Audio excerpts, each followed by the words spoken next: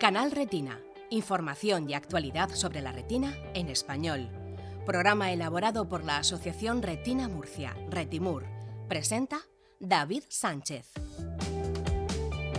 Hola y bienvenido a este 16º episodio de Canal Retina.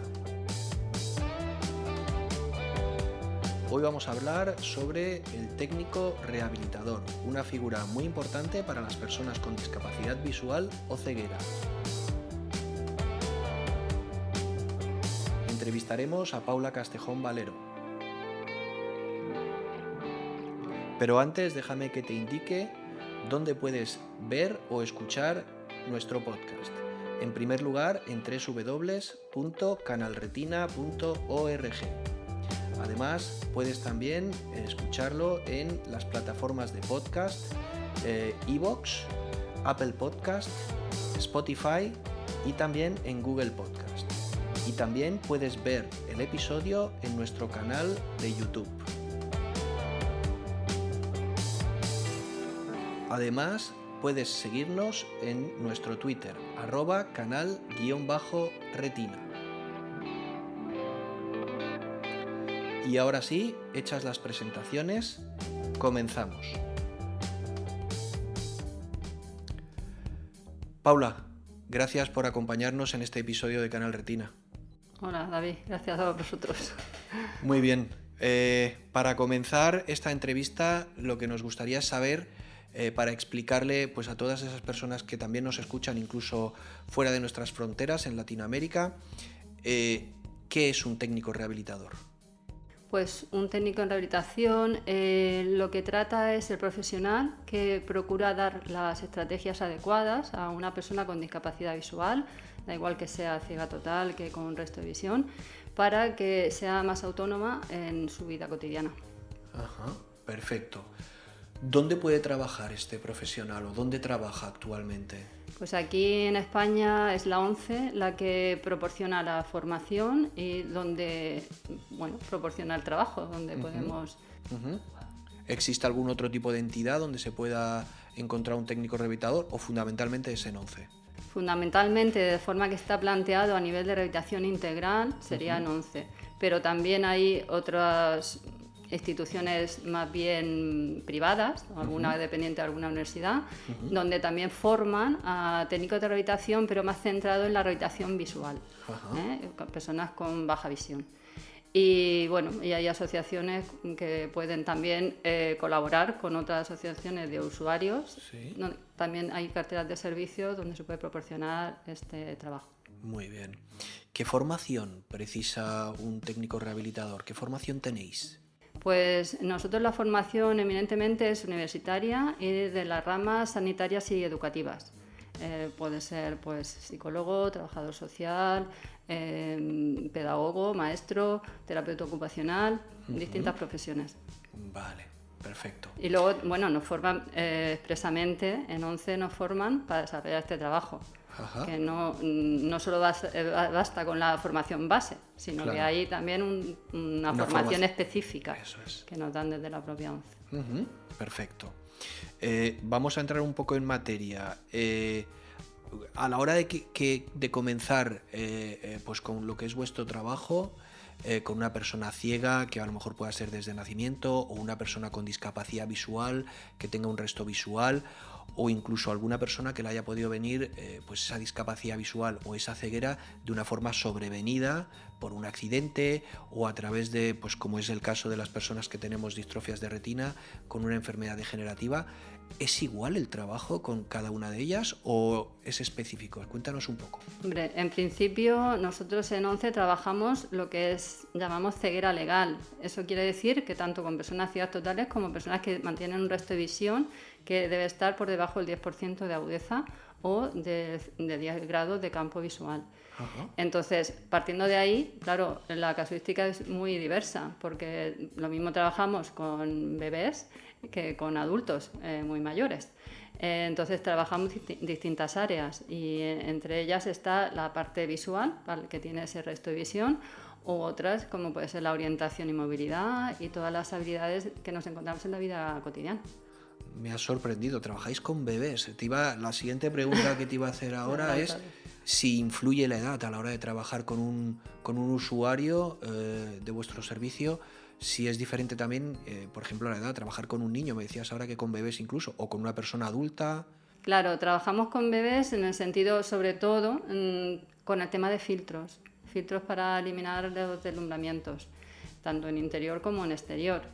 Entonces, con bebés no podemos hacer mucho más en ese sentido. Hay otros compañeros que sí trabajan todo lo que es la estimulación, atención temprana, pero nosotros en principio sobre todo centrado en el tema de filtros.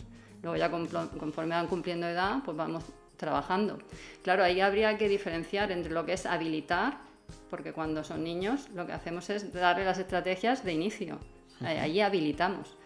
O rehabilitar cuando es una persona que ha perdido la visión progresivamente o de forma traumática o de golpe. Sí. Y entonces ahí ya lo que hacemos es rehabilitar. Intentamos que recuperen las habilidades que ya hacían antes.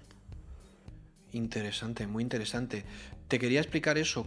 ¿Cómo es una intervención vuestra? ¿Cómo evidentemente entiendo que el usuario entra en contacto con la organización, con ONCE, y a partir de ahí, ¿cómo iniciáis vuestra intervención con ese usuario? Claro, nosotros lo recibe pues el trabajador.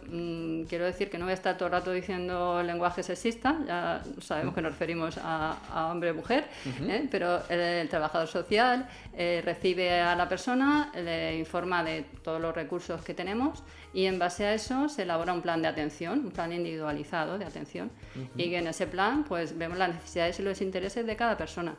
Y a partir de ahí actuamos. Si es en el área de rehabilitación, pues tenemos el servicio de rehabilitación en sí, sería oftalmólogo, óptico y técnico de rehabilitación.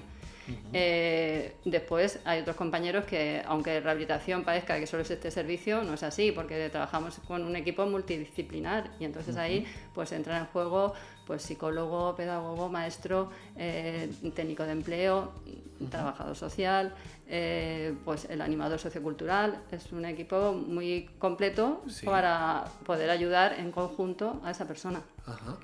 Cuando hablo de técnico rehabilitador, o muchas veces, o por lo menos a mí personalmente, la imagen que se me viene es pues la persona que te ayuda en tu movilidad en la calle. ¿Trabajáis también en interior? ¿O solamente y trabajáis solamente con movilidad o también otros aspectos? No, trabajamos otros. De hecho, por eso tenemos oftalmólogo y óptico, porque si hay un resto visual remanente que puede ser funcional y aprovechable, pues lo que intentamos es optimizar ese funcionamiento visual. A partir de ahí trabajamos tanto ayudas ópticas como no ópticas como electrónicas, siempre en base al diagnóstico, al pronóstico de la oftalmóloga y de la óptica, que nos dice, pues bueno, centraros en este tipo de ayudas u otras. En función de eso, nosotros prescribimos y recomendamos una serie de ayudas. Luego ya que la persona desee o no adquirirla, o en función, si es un adulto con formación, o sea, con trabajo, un trabajo que desempeña, la ONCE también le puede prestar algunos materiales, es como una adaptación a ese puesto de trabajo, igual que en los niños, una adaptación a ese puesto de estudio. Entonces todo eso se valora. Si hay ese remanente visual, trabajamos todo ese aspecto, todo ese apartado. Si no, o además de esa parte visual, trabajamos otras como son la orientación y la movilidad, o sea, todo lo que va encaminado a estrategias para trabajar otros sentidos y a todo lo que tiene que ver con cómo se orienta una persona, qué estrategias tiene que tener, necesita para poder orientarse en condiciones y para desarrollar unas técnicas de manejo de desarrollo del bastón de movilidad, el bastón blanco. Entonces les enseñamos esas estrategias y esas técnicas en un interior tranquilo, para que todo eso luego se traslade al exterior. Entonces en ese exterior pues vamos a funcionar o a trabajar según la persona necesite o quiera, hasta donde quiera llegar. No todo el mundo tiene la misma capacidad, está claro. Pero si podemos, pues vamos a trabajar en su entorno y pues hacer los recorridos y las necesidades que tenga. Si es utilizando transporte público, pues utilizamos el transporte público. Es decir, que nos movemos en cualquier entorno. Ahora, y en base siempre a la necesidad que el usuario os manifieste. Claro, no tenemos que empeñarnos en que sepa hacerlo todo, porque si luego no lo va a poner en práctica, pues a lo mejor un tiempo que hemos perdido ambos. Entonces lo que nos centramos es en la necesidad y en el interés que tenga esa persona. Y luego hay otro apartado que es todo lo que tiene que ver con las habilidades de la vida diaria. desde dificultades a la hora del aseo, el vestido, El manejo manejarse del en la dinero, mesa, el manejo del dinero, tareas de hogar, conocer material adaptado que hay, porque hay un material adaptado que puede ser en grandes tamaños o con buenos contrastes visuales, o con voz o con tacto. Entonces es cuestión de explicarle todo lo que existe y en base a eso centrarnos en lo que más le interese. Muy bien.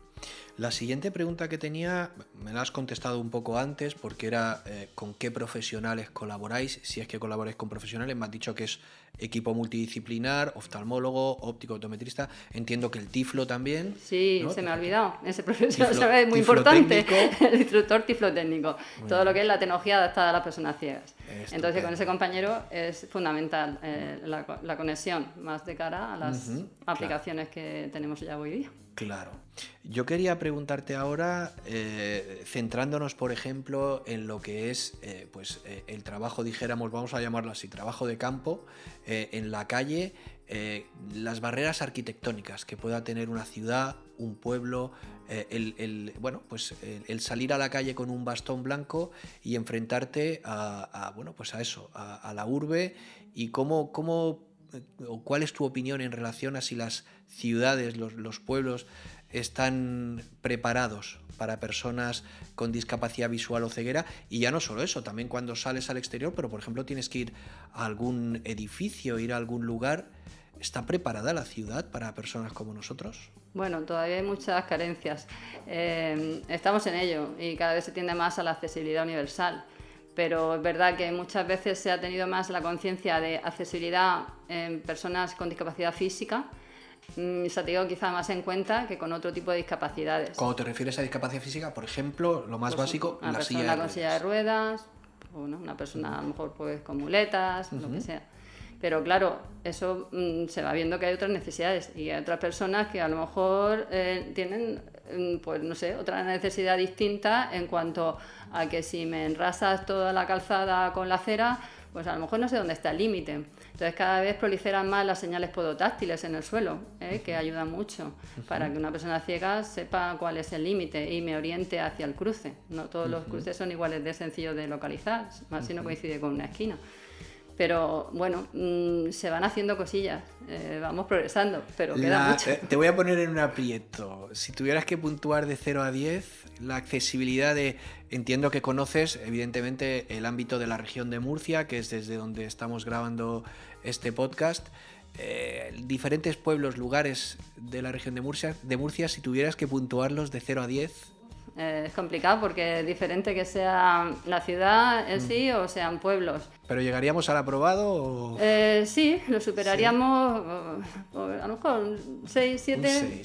Bueno, por ahí nos podríamos quedar. Pero hay quedan muchas cosas por mejorar, quedan muchas ¿no? cosas. Sí que es cierto que seguramente, y con las nuevas tecnologías también, que ahora hablaremos de ello, las cosas van evolucionando y mejoran.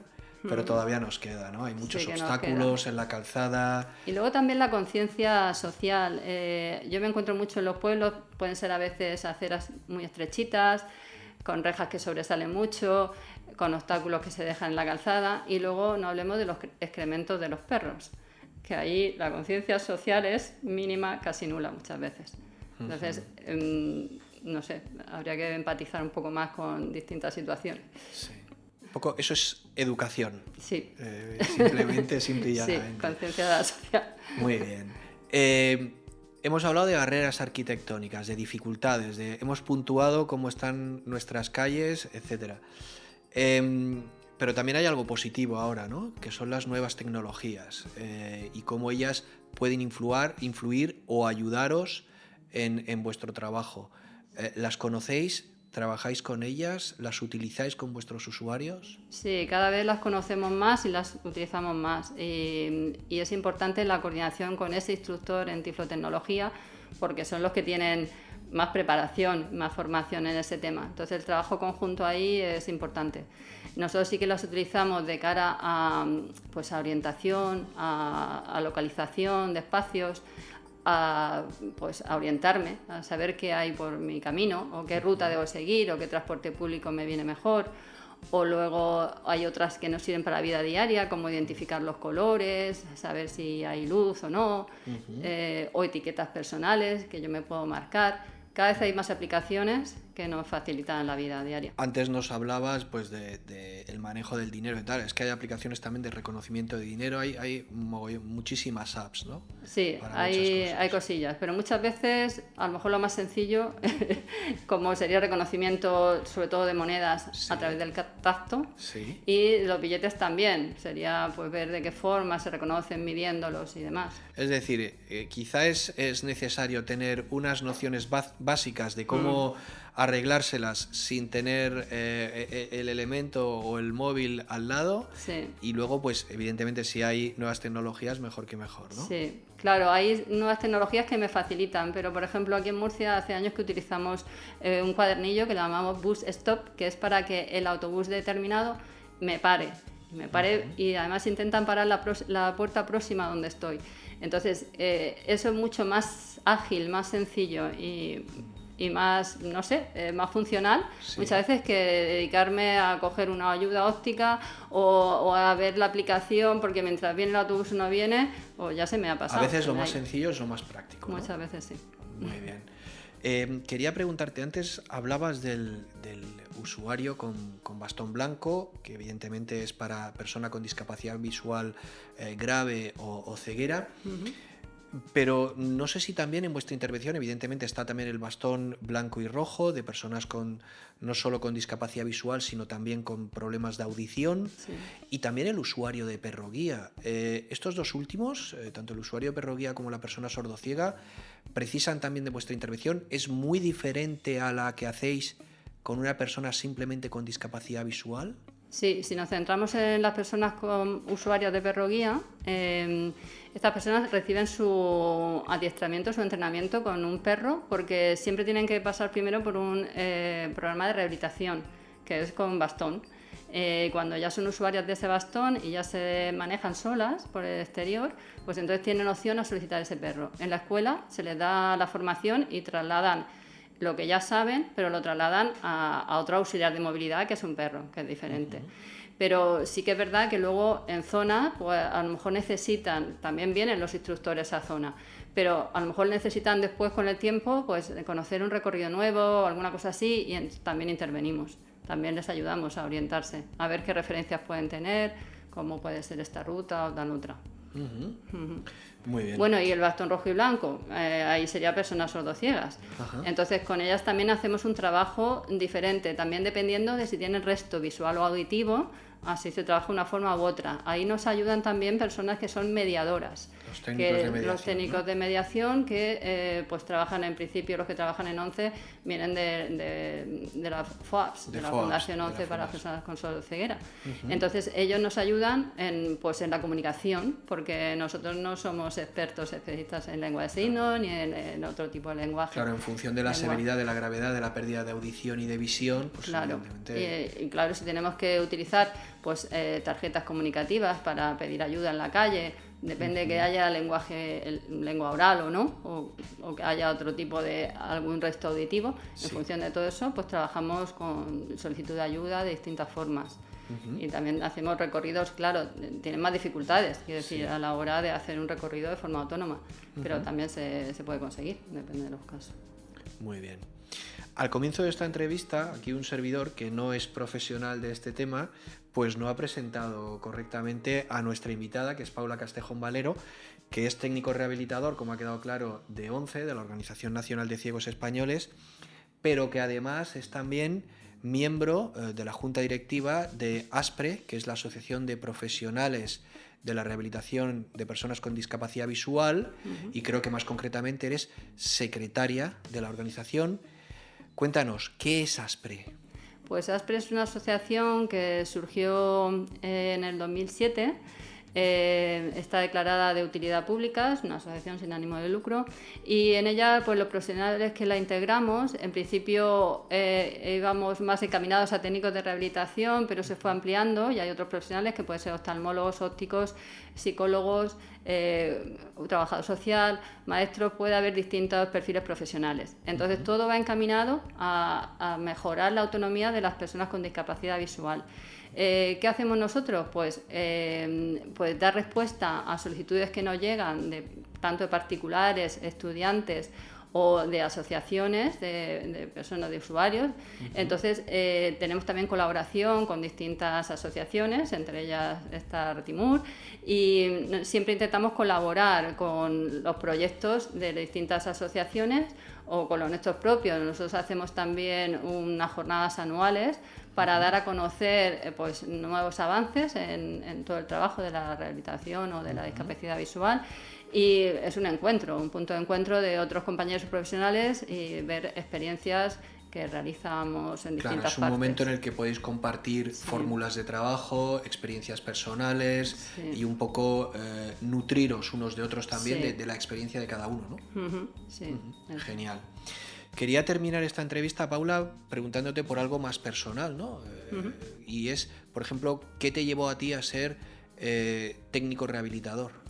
Pues yo te podría decir que fue la casualidad, pero parece que las casualidades no existen. Entonces, en ese sentido, yo estaba en otro trabajo, cuando llegó una compañera un día diciendo que iba a solicitar un máster que había visto por ahí, que le habían pasado la información de técnico en orientación y movilidad y habilidades para vida diaria. Y nosotras, pues, ¿qué será eso? Bueno, pues vamos a solicitarlo. Al final lo solicité, pues me seleccionaron y me formaron y aquí estoy. Aquí estás, ¿no? Y ya hace 30 años de eso.